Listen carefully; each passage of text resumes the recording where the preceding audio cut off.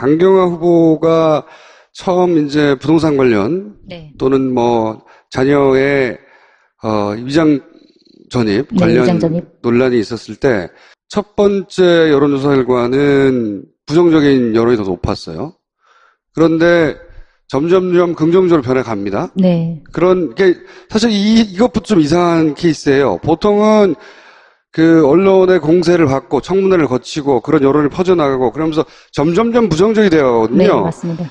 강경화 후보는 거꾸로 갔어요. 굉장히 이례적이고 또 이례적인 것은 정부 부처 내에 노조가 네, 저 사람을 노조가. 우리 수장으로 해달라고 지지 성명을 내요. 이거 네. 전무후무한 일이고요. 전직 더욱더 외교부 장관들도. 네, 전직 외교부 장관 나중에는 반기문까지 합쳐서 네. 사실상 건강에 살아있는 모든 외교부 전직 장관 사망한 사람 빼고는 모두가 다 이 사람을 다음 장관으로 만들어달라고 한 거거든요. 네. 지지서명. 이런 일은 없는 거예요. 이 양반이 임명이 되냐 아니냐보다 저는 더 궁금해진 것이 왜 강경화 후보는 이렇게 점점 더 많은 사람 혹은 전문 영역에서 지지를 받느냐 이거지. 뭐 여러 단체, 예를 들면 국제구호단체 같은 데서 지지 성명을 냈죠. 네. 그리고 또 여성계에서도 지지 성명을 냈어요. 근데 제가 여성이니까 여성계에서 지지 성명을 냈냐고 하니까 아니래. 네. 물어보려고요. 두 분을 모시려고 합니다. 토크 컨설팅 대표 최광기 대표님 모시고. 왜 강경화 후보는 이런 지지를 받고 있는 거죠? 저희는 여성계라고 해서가 아닙니다. 최초의 여성 외교부 장관 원하지 않습니다. 저희는 최고의 외교부 장관, 남녀 불문하고 전문가로서, 외교 전문가로서 그분의 역량과 글로벌한 인맥을 원합니다. 그래서 외교 참사와 외교 무능, 외교 불능지경에 이른 나라를 위해서 정말 그분이 힘차게 일해 주실 것을 부탁드리고 싶습니다. 외국에서 잘 알려진 분이 단지 서울에, 한국에 비고시 출신이 아니다. 비서울대, 서울대 출신이 아니다. 학연, 지연, 위에 아래 선배들이 끌어주거나 이렇게 언론의 집중포화와 어떤 청문회에서 그런 질의를 당하고 할 때 누가 편들어주는 사람이 없는. 언론에도 없었어요? 언론에도 많이 디스를 많이 당하셨죠. 그래서 그런 편견을 깨줄 지원 세력이 없는 거예요. 그럼 혹시 그런 이유는 아세요? 왜 외교부에서 네. 그렇게 당했던 후보들은 많은데 왜 외교부는 태어나냐 이거예요. 저는 그리고 외교부 노조가 태어나는 것도 신기했는데 외교부 장관 정말 신기하죠, 태어나는 건 그거는요. 진짜 신기했거든요. 이거 우리, 따로 알아봐야 되겠다. 그러니까 저희 민주당과 가까운 장관들만 그러신 게 아니라 이명박 정부 하에 있던 공노명 씨라는 그렇죠. 외교부 장관, 또 까칠해 하셨던 그 송민순 외교부 장관도 지지하셨고 정말 거동이 되실 만한 분이 10분. 왜 그랬냐고, 왜 그랬냐면요. 네. 외교부 안에 자기들도 느끼셨을 거예요. 굉장한 자기네들끼리 똘똘 뭉쳐있는 어떤 파벌로 얽혀있고, 제가 듣기로는 누가 장관 되면 미국 대사는 누가 나간다더라. 뭐 하는 라인들이 있어요. 그쵸? 우병우 라인처럼. 그런 게 있을 수 있거든요. 자기들끼리 순혈주의도 심하고. 그렇죠. 외교부가 특히 심하잖아요. 거의 정말 저희 생각에는 외교부는 귀족 같은 느낌이 들잖아요. 공무원 중에서도 금수저를 넘어서 고시 패스해가지고 귀족이 되고. 보통 미국 유학하고. 그렇죠. 그 다음에 좋은 나라 대사를 간다든가 아니면 아프리카로 보낸다든가 이거 굉장한 차이가 있는 거잖아요. 그러니까 장관들 나름대로 전직 장관들도 외교부 안에 청산해야 될, 혁신해야 될, 개혁해야 될 자기들이 못한 부분이 분명히 있을 거라고 생각해요. 직원들도 장관들도. 네. 그리고 저는 사실은 납세자로서 굉장히 그들이 달러를 어떻게 쓰는지 궁금해요. 돈도 굉장히 많이 간대요. 문화교류 사업, 교육 사업 이런 거 하는데 정말 재외 국민을 위해서 쓰는지 이런 절호의 찬스를 그 강경화 후보가 아무 빚이 없잖아요. 누가 끌어준 것도 아니고 백으로 그 자리까지 올라간 사람이 아니기 때문에 정말 투명하게 해줄 수 있는, 그리고 노조가 지지한 거. 외교부 장관들도 나도 깨지 못한 거를 그렇죠. 이 사람이 깨줄 거라 기대한 건가요? 네, 그럴 수 있죠. 이렇게 많은 분들이 지지하고 그리고 열광적으로 환호하는데 정말 그 지금 얘기하면 그분이 이제 이과 가시면 성명서 장관이 되시는 거잖아요. 근데 그런 분들이 이렇게 지지하고 지원하면서도 왜 안 되는 이유는 뭘까? 왜 자꾸 이걸 특이하게 바라보는지 그것도 굉장히 의아스러운데 저는 이 강경화 씨를 보면서 그분을 통해서 우리가 많은 것을 이렇게 투영하게 되는 것 같아요. 아줌마들은 예를 들어서 네. 그분이 이제 남편과 이게 그 경제적으로 굉장히 독립해서 처가를 자기 집을 돌봤던 네, 거. 부모님의 빚이 있고 그래가지고 그렇죠. 그 자기 결혼 집을 돌봤던 초기부터 거. 예. 그 가게를 분리했고 남편은 그렇죠. 남편의 경제권, 그렇죠. 아내는 아내의 권의 경제를 따로 유지했다고. 여러 우리 사회에서 그동안 이렇게 소외되었던 많은 사람들, 뭔가 그리고 자기가 자기 목소리를 내고 싶었던 사람들이 강경화라는 사람을 통해서 이렇게 투영이 되는 것 같아요. 그러니까 외교부 안에서도 외교부에 외무고시를 치르고 올라갔던 엘리트들이 지지하는 게 아니거든요. 그러니까 그 비고시 출신들, 그 안에서도 서론받고 인정받지 못했지만 꿋꿋하게 자기 일을 해왔던 그런 묵직한 공무원들이 그분을 지지하는 거고, 여성들도 마찬가지고, 여성뿐만 아니라 남성들도 우리 사회에 이게 비주류들의 움직임들이 굉장히 크게 나타나는 그러니까 거거든요. 강경화가 상징하는 게 자기 힘으로 소위 말해서 유리천장을 돌파했고, 그런 와중에도 나라를 위해서 일할 수 있는 기회를 달라고 하는 그런 분들은 공익인간을 넘어서 진정한 홍익인간들이에요, 진짜. 강경화 후보자를 볼모로 삼고 지금 네. 행동을 하고 있잖아요. 강경화 후보자를 어떻게 약한 하느냐에 고리라고 본 따라 거죠. 예. 네, 어떻게 하냐에 따라 우리가 김희수도 어떻게 해주고 뭐 여러 가지 조건을 이제 거는 것 중에 가장 큰 고리가 강경화 후보자인데. 강경화 후보자가 가장 약한 고리라고 생각하고 네. 무릎을 꿇리려고 하는 거죠. 그러니까 그게 왜 약한 고리라고 생각했을까? 하필이면 왜 강경화 후보자였을까라는 부분에 대해서는 좀 어떻게 보세요? 우리 사회가 갖고 있는 그 정말 특권 의식이죠. 서울대만이, 그쵸? 이 외무부라든지 이런 데가 고시 기수도 고시 따지잖아요. 기수로 따져야 되고 몇 그 안에서도 얼마나 이 패권이 강한 거예요. 근데 그거를 넘어서는 저는 강경화 후보가 장관이 되고 나서 스타가 될 것 같다는 생각을 했거든요. 네. 사실은. 지금 야당은 약한 고리라고 생각하고 때리고 있는데 저는 스타가 될 거라고 생각했어요, 이 사람이. 어떤 면에서요? 그 사람이 가진 아우라가 있어요. 근데 그 아우라가 이제 이런 공격을 받으면서 상처를 입긴 했으나 그 상처를 입자 여러 사람이 나와서 도와주고 있잖아요? 막? 그거는 시켜서 되는 게 아니거든요. 아, 이게 중요하게 바라볼 인물이고 이 현상을 좀 이해해봐야 되겠다. 왜냐하면 저희가 외교 참사에 대한 상처가 굉장히 큽니다. 작년 7월에 사드 배치 결정이 났을 때 현 지금 장관으로 계신 분이 어디에 계셨습니까? 몰랐습니다. 모르고 어디 계셨습니다? 어디 계셨어요? 강남에, 맞습니다. 강남에 백화점에 바지 수선하고 뭐 새로 산다 어쩐다 비서까지 데리고 가셨어요. 그날이 평일날 오전이었습니다. 그 한일합의 이후에 얼마나 이 할머니들의 분노와 그렇죠. 그 치욕적인 역사가 할머니를 되살아나는지는 속이면서 했죠. 그렇죠. 네. 한 분 한 분 이 정부가 얼마나 위선적인 행동을 했는지. 예전에는 일본 정부하고 싸웠는데 그 이후부터 할머니들 우리 정부하고 싸웠어요. 그렇죠. 우리 정부가 할머니들을 속이고. 그러니까 지금 사실은 제일 긴장하고 있는 거는 옆에 일본이 일본이죠. 엄청 긴장하고 있잖아요. 이분이 이제 장관이 됐을 때 어떻게 될까라는 게 예상이 되니까. 그건 제가 일본에 계신 그 분들하고 인터뷰를 해보니까 이런 게 있어요. 그 강경화 후보를 반대한다고 말을 못합니다. 다른 나라의 장관이니까요. 그런데 강경화 후보가 외교부 장관이 되었을 때 자기들이 위안부 문제를 놓고 국제적으로 상대해야 되잖아요. 그런데 국제적으로 상대할 때 굉장히 껄끄럽고 이 막강한 상대라고 하는 생각이 있어서 강경화 후보가 되지 않았으면 좋겠다는 내심. 그렇죠. 거기도 외교부는 관료 사회거든요.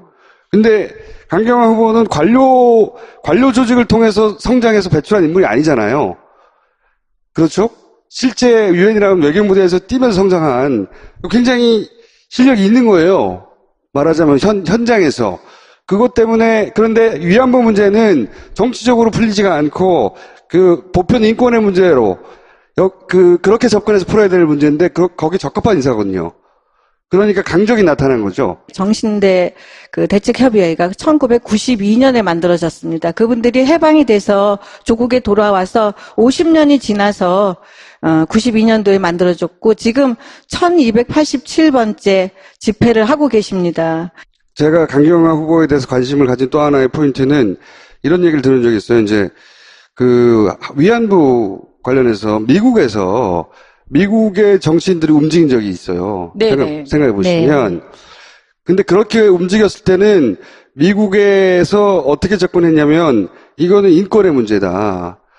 그 착취의 문제고 그 보편적인 문제고 모든 사람들이 관심을 가져야 되는 문제다. 미국 정치인이 움직이는 거예요. 움직였는데 박근혜 정부에서는 이게 어떻게 바뀌었냐면 분쟁처럼 각각의 국가들이 그러니까 양국 사이에 갈등이 있고 분쟁이 있는 것처럼 만들어버린 거예요. 네. 그러면 미국 정치인들은 다른 나라 제3국익 사이에 분쟁이 있는데 끼어들고 싶어 하지 않거든요. 일본이 그렇게 만들었어요. 일본이 이것은 예를 들어 소녀상 같은 것을 가지고 분쟁이 있고 독도 문제로 분쟁으로 만들어온 프레임 전환에 성공한 거거든요. 우리 외교가 진 거죠. 그렇죠. 우리가 그것만 네. 졌어요, 진짜. 하는 건 많다, 지금. 그런데 네. 이거를 다시 뒤집어서 인권의 문제로 보편적인 인권의 문제로 국제사회에서 어필할 수 있는 실력과 경험을 가진 사람이 능력을 나타난 가진 거죠. 사람이 나타난 그래서 일본 쪽에서는 거꾸로 한다는 얘기를 들었는데 그건 이제 실력의 문제고 저는 이 한 여성이 가지고 있는 매력이 있다고 봐요, 저는. 네. 매력이 점점점 신드롬처럼 녹여버릴 거예요. 네. 정치적으로 중요한 인물이 되어갈 것 같다는 생각을 하는 거예요, 제가. 굉장히 여성으로서 굉장히 높은 관료직에 있으면서 굉장히 상징적인 역할을 하게 되면 또 그만큼 여성들이 그만큼 기회가 많아지는 거거든요. 그걸 보고 자기 꿈을 꿀 수도 있는 거고. 그다음에 그렇기도 하고요. 네. 저는 잠재적인 대통령 후보군의 한 사람을 성장하지 않을까. 벌써부터 박수. 근데 이렇게 얘기하면 지금 아직 임명도 안 됐는데 여러 가지로 더 복잡한 아니, 임명 강행할 거라고 보세요? 임명이 안 된다 하더라도 네. 그런 자질이 있다. 네. 꼭 그렇게 성장한다는 보장은 없으나 자질이 있다고 저는. 근데 어쨌든 저는 이 강경화 장관을 너무 이제 여성의 그 최초의 여성이라는 수식어로 묶어두기보다는 어떻게 보면 우리 사회 그 큰 변화와 시대적인 흐름을 읽어내야 되지 않을까. 아까 제가 강경화라는 사람을 통해서 우리 사회에 아주 소외되고 약자들이 투영이 되고 그 어떤 이 시대 정신이라는 게 반영이 된다라고 얘기하는 게 과거에는 굉장히 형식적이고 절차적이고 이런 거였다면 이제는 뭔가 일상에서 정말 직접적인 변화, 외교에 있어서도 어떤 거대한 담론이 아니라 우리가 정말 아주 저는 쉽게 생각하면 해외여행이 얼마나 많아졌어요.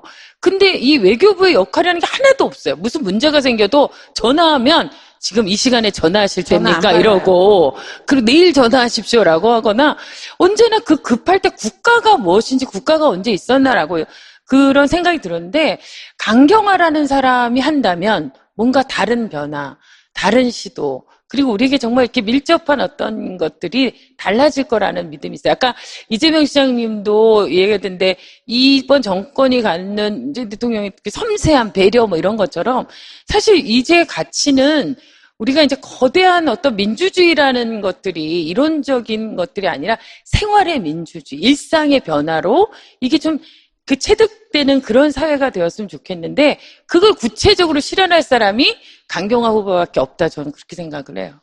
우리 사회의 패러다임이 바뀌어가는데 그 상징적인 인물이 앞으로 되어갈 것 같다. 네네. 예.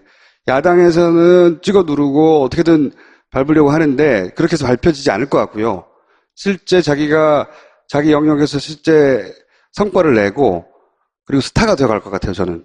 외교부 장관이 강경화 후보가 지명이 된다면 좀 안심하고 평화 체제를 구축하는데 큰 노력을 기울여 주실 수 있을 것 같아요. 이런 전문성과 자질을 갖춘 분이 좀 일을 할 수 있고 그분의 능력을 우리가 제대로 평가하면 되는 것 같아요. 그래서 얼마나 달라지는지는 보여주시겠죠. 강경화 후보의 첫 등장을 이렇게 반응하였다라고 제가 일단 기록을 남겨두려고 한 거였어요. 가라는 얘기죠, 지금. 네, 가세요, 이제. 전문가로서 그분의 역량과 글로벌한 인맥을 원합니다. 그래서 외교 참사와 외교 무능, 외교 불능지경에 이른 나라를 위해서 정말 그분이 힘차게 일해 주실 것을 부탁드리고 싶습니다. 외국에서 잘 알려진 분이 단지 서울에, 한국에 비고시 출신이 아니다.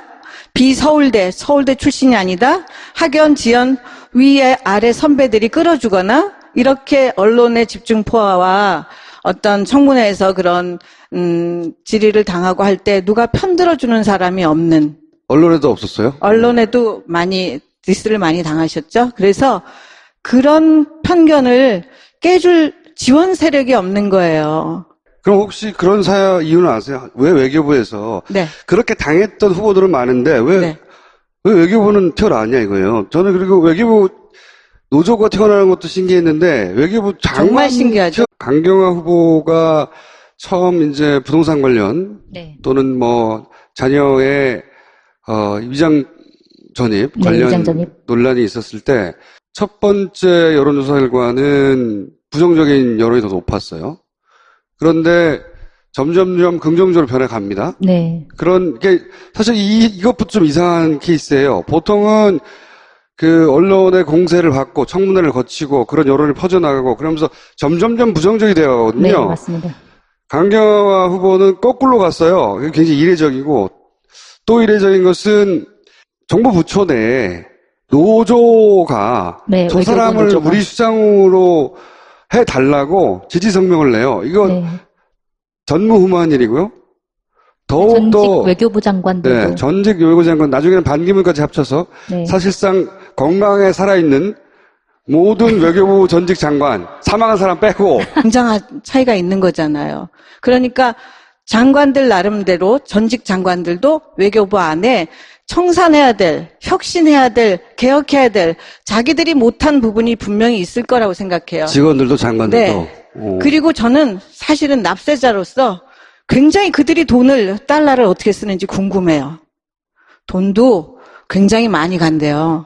문화교류 사업, 교육 사업 이런 거 하는데 정말 재외 국민을 위해서 쓰는지 이런 절호의 찬스를 그 강경화 후보가 아무 빚이 없잖아요. 누가 끌어준 것도 아니고 백으로 그 자리까지 올라간 사람이 아니기 때문에 정말 투명하게 해줄 수 있는 그리고 노조가 지지한 거. 외교부 장관들도 나도 네. 깨지 못한 거를 그렇죠. 이 사람이 깨줄 거라 기대한 건가요? 네, 그럴 수 있죠. 이렇게 많은 분들이 지지하고 그리고 열광적으로 환호하는데 정말 그 지금 얘기하면 그분이 이제 입각하시면 성명서 장관이 되시는 거잖아요. 근데 는 모두가 다 이 사람을 다음 장관으로 만들어달라고 한 거거든요. 네. 지지서명. 이런 일은 없는 거예요. 이 양반이 임명이 되냐 아니냐보다 저는 더 궁금해진 것이 왜 강경화 후보는 이렇게 점점 더 많은 사람 혹은 전문 영역에서 지지를 받느냐 이거지. 뭐 여러 단체, 예를 들면 국제구호단체 같은 데서 지지 성명을 냈죠. 네. 그리고 또 여성계에서도 지지 성명을 냈어요. 근데 제가 여성이니까 여성계에서 지지 성명을 냈냐고 하니까 아니래. 네. 물어보려고요. 두 분을 모시려고 합니다. 토쿠 컨설팅 대표 최광기 대표님 모시겠습니다. 왜 강경화 후보는 이런 지지를 받고 있는 거죠? 저희는 여성계라고 해서가 아닙니다. 최초의 여성 외교부 장관 원하지 않습니다. 저희는 최고의 외교부 장관, 남녀 불문하고 전문가로서 외교 나온 전문가예요. 건 진짜 신기했거든요. 이거 따로 알아봐야 되겠다. 그러니까 저희 민주당과 가까운 장관들만 그러신 게 아니라 이명박 정부 하에 있던 공로명 씨라는 그렇죠. 외교부 네. 장관, 또 까칠해 하셨던 그 송민순 외교부 장관도 네. 지지하셨고 정말 거동이 되실 만한 분이 10분. 왜 그랬냐고, 왜? 왜 그랬냐면요. 네. 외교부 안에 자기들도 느끼셨을 거예요. 굉장한 자기네들끼리 똘똘 뭉쳐있는 어떤 파벌로 얽혀있고 제가 듣기로는 누가 장관 되면 미국 대사는 누가 나간다더라. 뭐 하는 라인들이 있어요. 그쵸? 우병우 라인처럼. 그런 게 있을 수 있거든요. 자기들끼리 순혈주의도 심하고. 그렇죠. 외교부가 특히 심하잖아요. 외무부 거의 공사를 통해서 정말 된 저희 사람들이니까. 생각에는 외교부는 귀족 같은 느낌이 들잖아요. 공무원 중에서도 금수저를 넘어서 고시 패스해가지고 귀족이 되고 보통 미국 유학하고. 그렇죠. 그다음에 좋은 나라 대사를 간다든가 아니면 아프리카로 보낸다든가 이거